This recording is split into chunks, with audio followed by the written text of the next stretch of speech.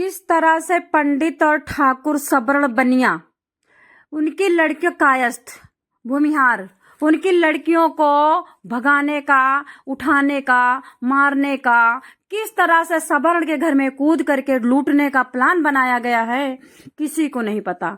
चलिए, मैं Soni crime news story से आप सबका स्वागत करती हूँ। दोस्तों, मेरा बताना फर्ज है, क्योंकि पता नहीं लोगों की आंखों में क्यों मोतियाबिंद हो रखा दिखाई क्यों नहीं देता कि भारत देश में क्या हो रहा है। जो मैं देख सकती हूँ आप लोग क्यों नहीं देख पाते हैं, बताइए। आप लोग भी तो अन्न खाते हैं ना, आप लोगों के आंखों में क्यों मार चढ़ा हुआ है। दोस्तों, मैं हिंदू हूँ, हिंदू की बात करूंगी, सनातनी हूँ, सनातनी की बात करूंगी, कृष्ण भक्त हूँ, कृष्ण भक्तों की बात करूंगी। कृष्ण भक्तों पे आंच आएगी तो मैं 100 बाल लड़ूंगी और 100 गाली भी निकालूंगी, और वो गाली निकालूंगी जो विश्व में कोई नहीं निकाल पाता होगा। जी बिल्कुल, बताना चाहूंगी योगी जी के बारे में। सबसे ज्यादा पहाड़ टूटा है योगी जी के ऊपर। बताना चाहूंगी, आपने देखा होगा कि 7 तारीख से 7 दिसंबर से एक यात्रा चली थी छतरपुर से वृंदावन, 15 दिसंबर तक। वो थी हिंदू जोड़ो यात्रा। उसको योगी जी के उपलक्ष्य में यात्रा निकाली गई थी कि योगी जी निकलवाए हैं, और मैंने भी कहा था कि योगी जी ने यात्रा निकलवाई है। लेकिन सारे इस्लाम भाई, आप भी भारत के देश के ही रहने वाले हो, आप भी सुन लो, वो यात्रा हिंदू मुस्लिम लड़ाने के लिए निकाली गई थी। वो यात्रा योगी जी की छवि खराब करने के लिए निकाली गई थी। वो यात्रा अनिरुद्धाचार से भी निकलवाई जा सकती थी, लेकिन उन्होंने नहीं निकाला, क्योंकि उन्हें पता है कि हिंदू दोगला है, हिंदू गिरा हुआ नीच है। उन्हें पता है कि हिंदू सत्य सनातन को गाली देने वाला है। सारे हिंदू की बात नहीं कर रही हूँ, ठीक है। हमारे अच्छे हिंदू भी हैं, जिनके 5 हैं, लेकिन वो 5 ही हैं। अच्छा चलिए, हिंदू यात्रा निकाली गई। किनसे निकलवाया गया? बागेश्वर धाम, जो कि सबकी सुनते हैं, अपने मन की नहीं सुनते। बस जो कुछ कह देता है बस उसी में उछलते रहते हैं, और आज की डेट में सबसे ज्यादा गाली वही खाते हैं। सबसे ज्यादा उनको गाली देकर के डॉलर भारत के हिंदू कमा रहे हैं, और वही हिंदू ना बागेश्वर बाबा को गाली देते हैं। और गाली दिलवाने वाला कौन? बीजेपी सरकार का आका। दोस्तों, बीजेपी सरकार का आका हिंदू यात्रा निकलवाता है, जिसमें धाड़ धाड़ करके गाली शुरू हो जाती है। पहले आपने देखा हिंदू मुस्लिम उतना नहीं होता था, उतना ज्यादा हिंदू मुस्लिम तो होता ही था। दलित हिंदू, दलित हिंदू, हिंदू बनाम दलित, दलित बनाम हिंदू नहीं होता था। योगी बनाम दलित, दलित बनाम योगी, और देवकी नंदन बनाम दलित नहीं होता था। अभी जब से हिंदू यात्रा निकली है, सारा दलित जो गिरा नीच है, नीच टाइप वाला दलित, जिसको भगवान से नफरत है, जिसको जनरल से नफरत है, जिसको पंडित से नफरत है, जिसको इससे नफरत है, बीजेपी से नफरत है। और बीजेपी में मोदी जी क्या सोच रहे हैं कि हिंदू हिंदू को लड़ा दो और हमें वोट मिल जाएगी। तो मोदी जी, आपको वोट नहीं मिलेगी। आप अगर अपने पूरे अंग के टुकड़े काट काट करके दलित को दे दोगे ना, हिंदू को, एक मुस्लिम आएगा आपको वोट दे देगा, पर नहीं देगा आपका दलित, क्योंकि ये वही दलित है जो अंग्रेजों को भरता है, अंग्रेजों के घर में चाटुकारिता करता है, अंग्रेजों की औरतों के साथ जाकर उनके कपड़े धोता है, $1 लेकर के अपनी बेटी को अंग्रेजों के पास भेज देता है। ये वही दलित है। बताना चाहूंगी, हिंदू यात्रा से छवि ये बर्बाद हुई कि जो बौद्ध धर्म धारण कर चुका है हिंदू, वो बोला है कि मैं हिंदू नहीं बनूंगा, मैं हिंदू जोड़ो यात्रा में नहीं आऊंगा, मैं हिंदू राष्ट्र नहीं बनने दूंगा। इस्लाम के धर्म के तो कोई बोल ही नहीं रहा भाई, तुम तो दुश्मनी इस्लाम से करते रहे, तो करूंगा। और उसके बाद योगी जी को गाली मिलने लगी, देवकी नंदन को गाली मिलने लगी। उसके बाद भी योगी जी की धीरे धीरे छवि सुधरने लगी। सबसे ज्यादा गाली बागेश्वर धाम का 25 साल का लड़का खाने लगा। ठीक है, तुम्हारे भारत के लिए वो तुम्हारी लड़कियों की शादी भी कराए, वो तुम्हें भंडारा भी कराए, और उसके बाद देखो क्या कहते, धर्म का पाठ सिखाए, तुम्हारा हिंदू भी जगाए, सनातनी बनाने की कसम खाए, और उसके बाद तुम गाली भी दो। ये तुम रिजल्ट दे रहे हो। उसके बाद भी बीजेपी के आका को लगा कि योगी जी की छवि खराब नहीं हुई यार, बच गई छवि। उन्होंने काला कानून पास कर दिया, जबकि काले कानून के लिए दलित ने कभी नहीं कहा था। दलित ने कभी नहीं कहा था कि मुझे काले कानून की जरूरत है। दलित ने कभी नहीं कहा था कि हमें किसी प्रकार के आरक्षण की जरूरत है। जब तुम वोट के लालच में दलित को आरक्षण देते हो, उसके बाद आरक्षण लेने की बात करोगे तो सबको बुरा लगेगा भाई।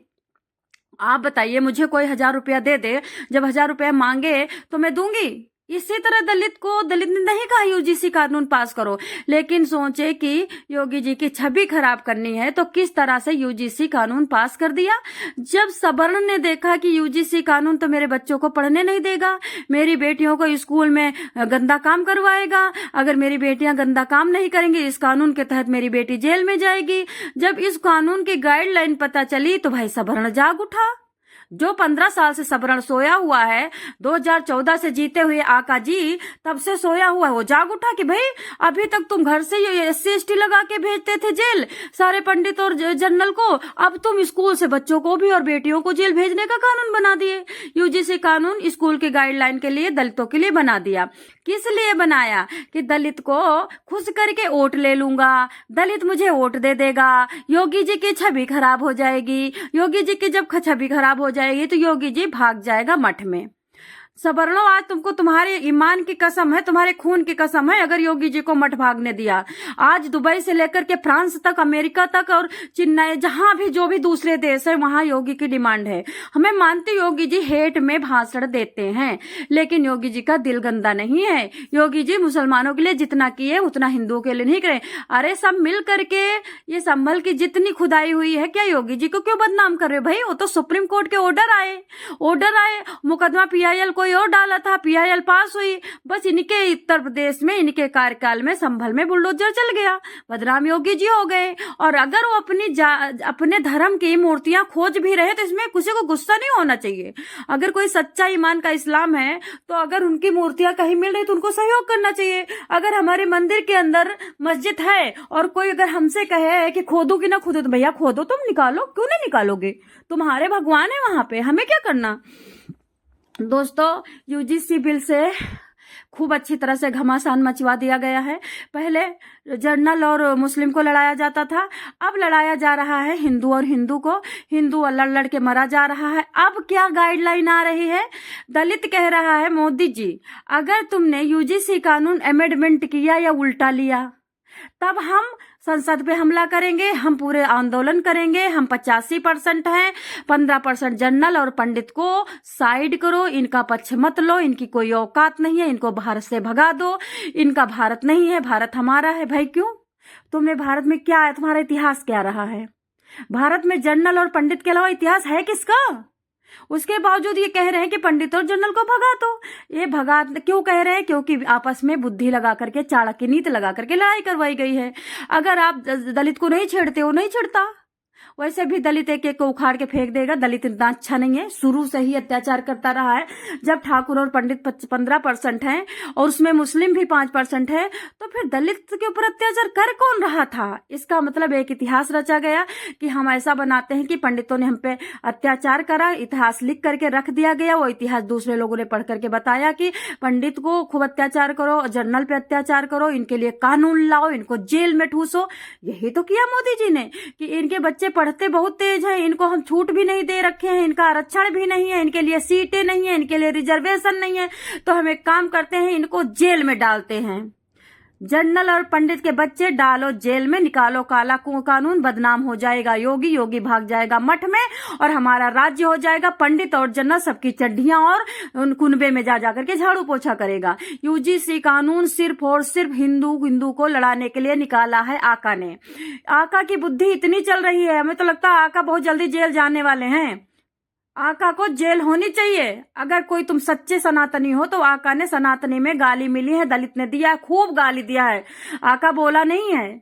यहाँ पे पंडितों के खून में कमी है, पंडितों को मर जाना चाहिए, खत्म कर लेना चाहिए अपने आप को। तुम्हारे संतों को गाली आका दिलवाए हैं, तुम्हारे भगवान को आका गाली दिलवाए हैं। आका को जल्दी से जेल में डलवाओ, और जल्दी आका को जेल में नहीं डलवाए तो कोई फायदा नहीं मिलेगा। राहुल गांधी के कार्यकाल में भगवान गाली खाते थे? राहुल गांधी के कार्यकाल में कभी कोई इतना हिंदू लड़ाई करता था, दलित लड़ाई करता था? तो कैसे कह रहे हो कि आका नहीं करवा रहे हैं? दोस्तों, अब तो हमारे जनरल जो हैं, हमारे जो पंडित हैं, पंडितों की लड़कियों का जीने का अब कुछ नहीं बचा है।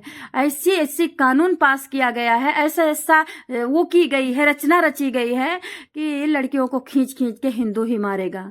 अभी और आका ने क्या भ्रम में डाला था कि मुस्लिम तुमको मार देगा। अरे मुस्लिम मारेगा, मुस्लिम को मारने दो, लड़ाई तुम क्यों करवा रहे हो?